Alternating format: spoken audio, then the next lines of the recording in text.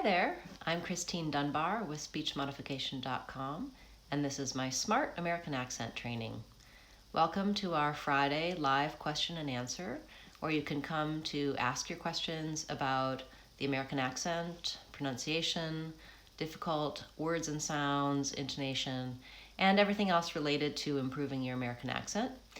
You can ask questions about what you've seen in my videos, or questions, let me know what you'd like to see more videos for. Also on Fridays, we like to give you a quick tip that you can use right away to start improving how you communicate in American English. And so we'll do that at the end today. I wanted to talk to you a little bit about making sure that you're using all of the resources I have available for you. So on my website, on speechmodification.com, I have free online practice where you can see videos, listen to recordings, and read text to help you with your American accent. So check that out on speechmodification.com. It's under free resources and it's called Free Online Practice.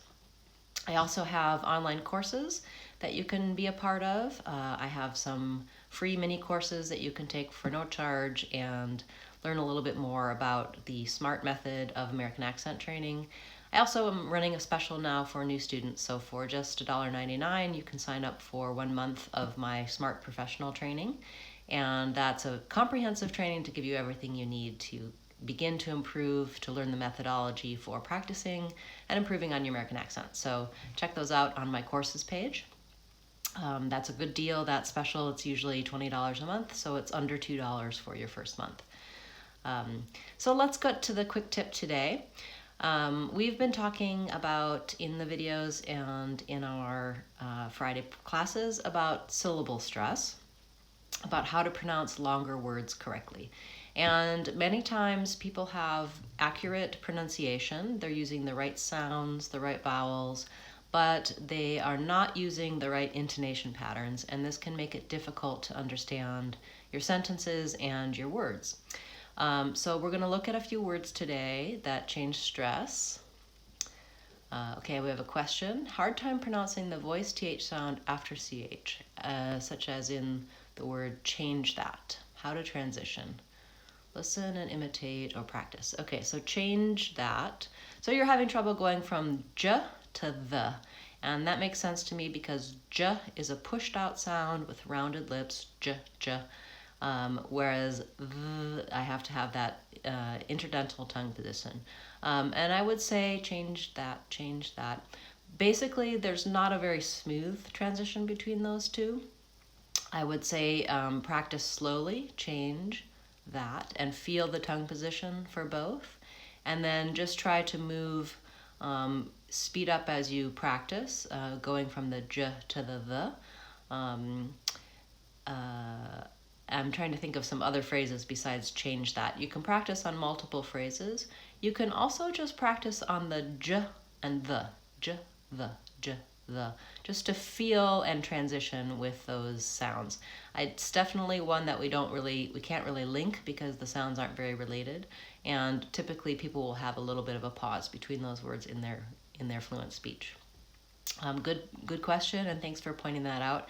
And I'll give it some more thought, and if I have other suggestions for you, I'll let you know. Okay, so let's look at a few words that change the syllable stress in the pronunciation. So we're going to look at some words that have the same spelling but a different meaning, and also some words that are related to each other and have different syllable stress, so they may be confusing to you.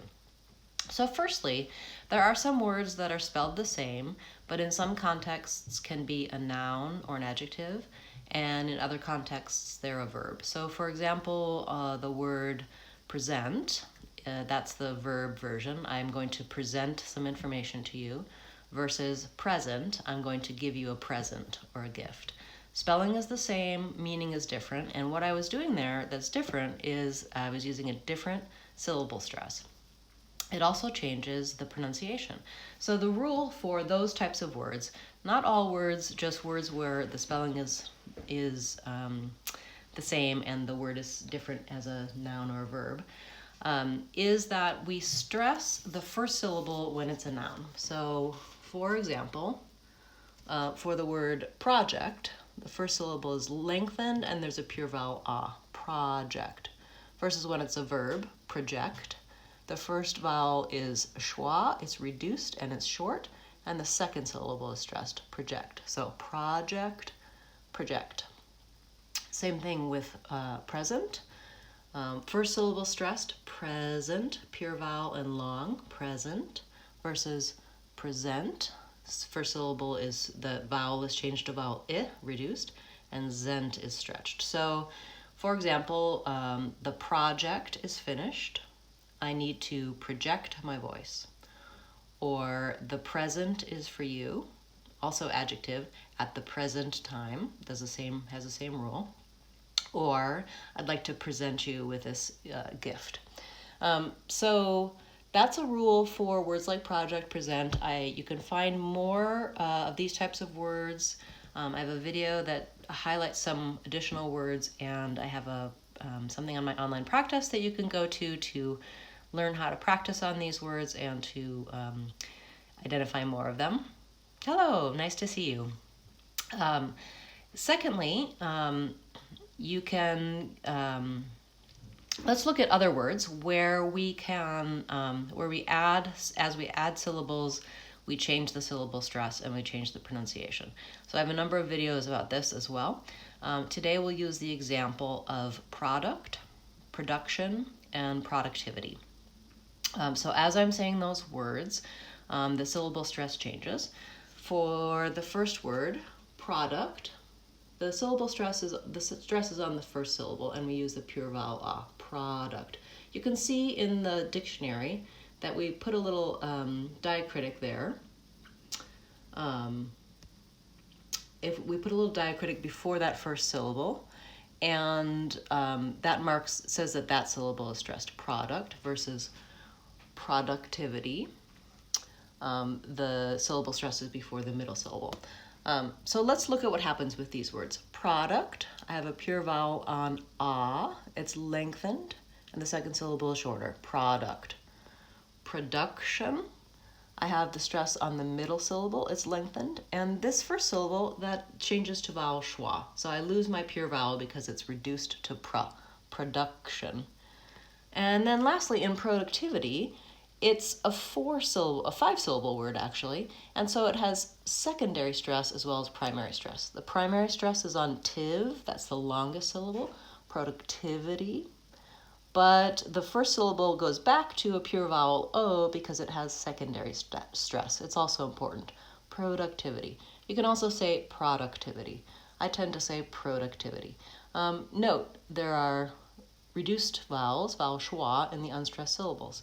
So in my videos, I mark this with a longer line for the stressed syllables and short dots for the unstressed syllables. It's very important to not use equal syllable strength. So I don't want to say productivity. Productivity. Tivity is very fast. Those syllables are reduced and short. Okay, so there were some questions I didn't get back to. I'm going to pull those up now and answer them. So Pascal was asking, are there prepositions that are not important, so Americans link them and reduce them, etc.?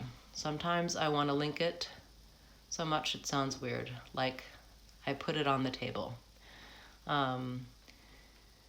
So yes, that's a good question. Prepositions generally are structure words and not content words, and usually the stress will fall on a content word, so a noun, a verb, an adjective, sometimes a question word, or an adverb. I'll get to your questions in just a moment. Thank you for so many questions today. So yes, prepositions generally are going to be quick and unstressed on the table.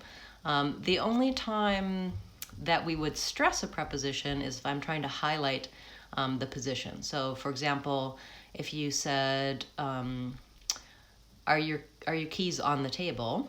And I would say, no, I think they're in the table, in the drawer. Would probably have to be something where it could be in or on it. Table isn't the best example for that. So I'm only going to be stressing in the drawer instead of outside of the drawer if I'm really trying to highlight that location and where the preposition gets the stress. Otherwise, prepositions are generally unstressed structure words, and are linked. It's helpful to practice in repeated phrases, things like in the, on the, at the, and reduce and link those together. So great question. All right, we had another question here. Let's see.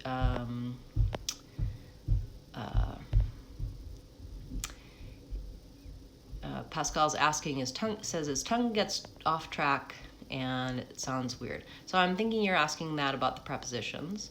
I think I may have answered that question. Shweta wants to know how to pronounce opinion.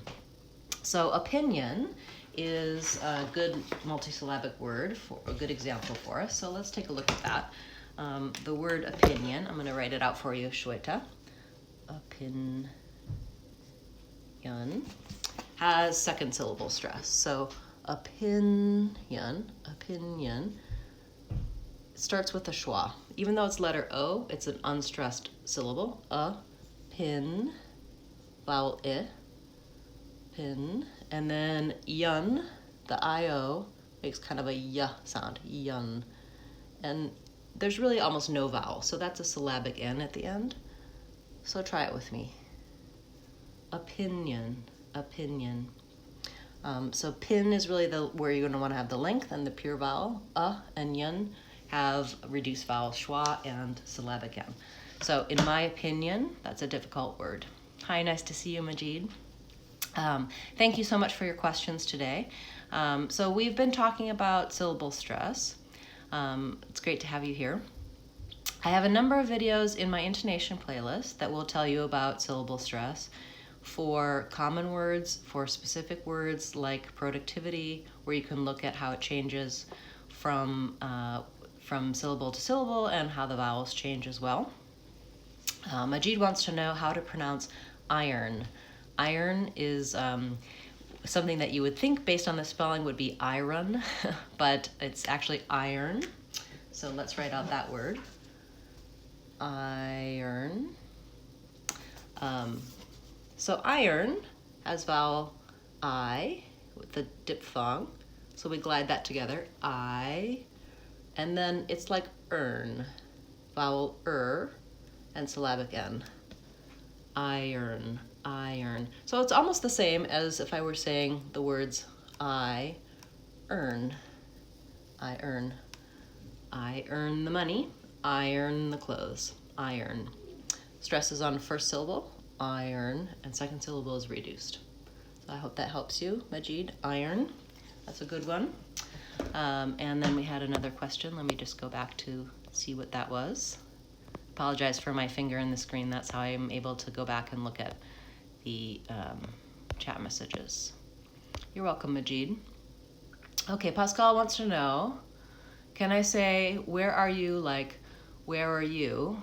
This is full of R's. Where are you? Yeah, so if I'm saying, where are you?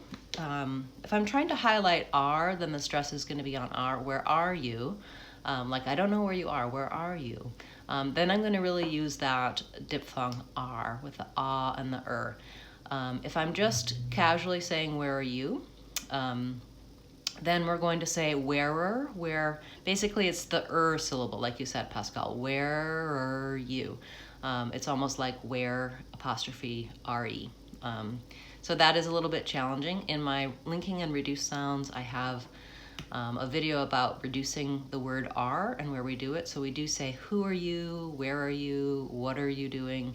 And that R does become more of an sound. Good question. Okay, Shadi had a question. Let me see if I can pull that up. Just a moment. Shadi, sorry I missed it. Any tips for linking words? And she says, I'm listening to my own voice and I notice I almost never link. And she's saying linking is not really in my system. That's a good question. Linking is really an important part of having that fluency, especially if you've been working on pronunciation and getting the N sounds on. You don't want to overpronounce. You want to be able to link. So go to my linking and reduce sounds playlist. And what I would suggest is select one or two targets for this. Similar to when you're working on a pronunciation, you're going to start with the basics, the most commonly used words, and try to develop the habit just for a certain phrase for linking. So for example, you might want to do it with the final T sound, since that's one of the sounds that changes when we link it. So for example, the words, rather than saying get it, you might want to start practicing saying get it, get it. That T becomes more of a flap T or a D, and I'm linking get and it. And it might be as simple as that. Trying to notice, okay, I'm going to say, instead of get it, I'm going to say get it. I get it now. Can you get it for me? And develop that habit for one place of linking, and then you'll find that you can start to add more. That should become a little more natural. Or you might want to choose final Z, excuse me. It's a place where if you have a tendency to devoice your final Z sound, like saying was instead of was, then you can practice on phrases like was it, was I, was he. Well, was he doesn't link the same way, but when there's a vowel after you want to link it, or is it, etc. So trying with phrases and common words and just getting that habit of linking, and then selecting a target and just trying to be aware of it in your speech. And then building from there, you may become slightly more natural with linking.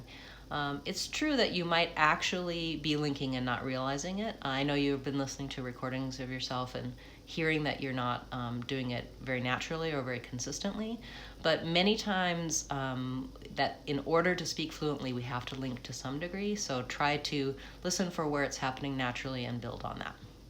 Okay, we had another question from Shweta. How do you pronounce what would they, how would they, why would they, why would she, how would she? Wow, a big list there. What would she, why would it, how would it, what would it, why would he? Okay, so it looks like you're thinking about combinations with the word would. So let's start with the first one you asked, what would they? What would they, so a lot of times those words are going to be reduced and quick because I'm moving to the content word, which is usually in that case going to be a verb. So I would be saying, what would they think? What would they do? What would they say? What would they is kind of one shorter phrase, and then do, think, say, those are all stretched. What would they? What I'm doing there typically is stopping that T in what, I'm not releasing it, I'm saying what would, I'm saying what would, so I'm releasing the T into the W, what would they? Same thing with the D, I'm not saying what would they with a break, I'm moving from D to TH, what would they? My tongue is getting ready for that TH right from the D, so that I can stop my tongue for the D and slide into the TH. What would they? How would they? Why would she? Same thing applies where that would, the D is going to be stopped and released into the next syllable. Why would it? There the D is going to be released and I'm going to hear the D because the next word is a vowel. Why would it? How would it? So Shadi, this works for you too. Would it is a place where I want to link the D and the it. So as I'm practicing, would it, would it is the one that has the most linking. So hopefully that helps you, Shweta, get started with those. And Shadi, thank you for making that suggestion. She's letting me know she's traveling and she's been using my course and finding it helpful for her needs. So thank you very much. Great questions today. I'm really liking how they're related to each other. And thank you, Pascal, as well. Majid wants to know, how many vowels or consonant sounds should we learn in a day? How long should we practice to make it natural? Okay, so that's a very good question. My recommendation is to take your time with this, to really go slowly through the process of adding new pronunciation targets so that you can make them actually happen consistently for you. So as you're adding, I would say usually for me, with most of my clients, they have the most success if they're adding a new pronunciation consonant or vowel target about once a week. That's if they're practicing every day. If you have time for a little bit of practice every day, then by the time you've practiced on a new sound for about a week, you should be able to start to have some experience with using repeated phrase practice, with starting to have some awareness, using it a little bit when you're talking. And then you can move on to add a new consonant or vowel sound for that really targeted practice of repeating words and phrases and working on the vowel. So I would say it depends on how much you can practice and how easy a sound is for you. For some sounds, it's really not that hard to change. You just need to work on the awareness and to be noticing it in your speech. Again, if you're doing one thing at a time, practicing on a sound and a target and thinking of one sound, like I was telling Shadi, choosing one thing to be linking and trying to introduce that into your speech, you can remember that. You can concentrate on that. You can do it when you're actually talking to people. If you're trying to think and remember of too many sounds or patterns all at once, it's overwhelming and we can't do it. We can hardly even change one thing because talking is very automated. It relies on habit, and so we're using motor planning and motor habit for speech all the time. So if you're trying to change those very ingrained habits and patterns, it's good to do it gradually and to try to do it a small bit at a time. The flip side is, if you're in a rush because you've got a test coming up or you've got something where you really want to make fast progress, you can also make an attempt to think globally and not think about it too much, but try to kind of rely on what your brain knows and not being as conscious about it and saying, okay, I'm going to take on the American accent. I'm going to speak in this American accent that I have. And it's not going to be accurate on every little thing. And going through systematically and changing individual sounds is how you really make a long-lasting, permanent change. But you can also rely on, okay, I'm going to use my intuition and take the leap to try to speak in this American accent and do multiple things at once. So Shadi made a good point for our viewers who aren't watching live, that she finds recording herself and listening to the recordings very helpful for identifying what's going on in her speech. And I agree that that's one of the most useful things you can do, because you can hear something in a recording that you can't always hear when you're talking live. And later, getting that awareness piece and being able to hear what's happening in your speech, if you begin to hear it on recordings, then later you should be able to hear it more easily when you're speaking as well. Okay, great questions. Any other questions from those of you who are still watching at the moment? Okay, so I'm just going to remind you that things like syllable stress and linking are available on my intonation playlist. Linking is on my linking and reduced sounds, so your questions about linking words and using the word are, linking would, etc. You can find answers to those there. You can leave comments if you're not watching live. You can leave comments on this video, and I'll get back to you with where you can find the answers in my videos and playlists. And I will also be happy to, you're welcome. I would also be happy to make a video explaining what you're looking for. You're welcome, Shadi. Because I get the best ideas and suggestions for my content from you, the people who are actually working on your speech and the questions you have, the things you need. So I'm happy to provide those for you. It's great to see you here, and I will be back next week. We're going to have our live class on Saturday rather than on Friday. So look for that Saturday morning, West Coast time, US, and I'll be here to answer your questions about the American accent. That's all for today. I'm Christine Dunbar from SpeechModification.com. Remember, if you want to sound American, you can do it. SpeechModification.com.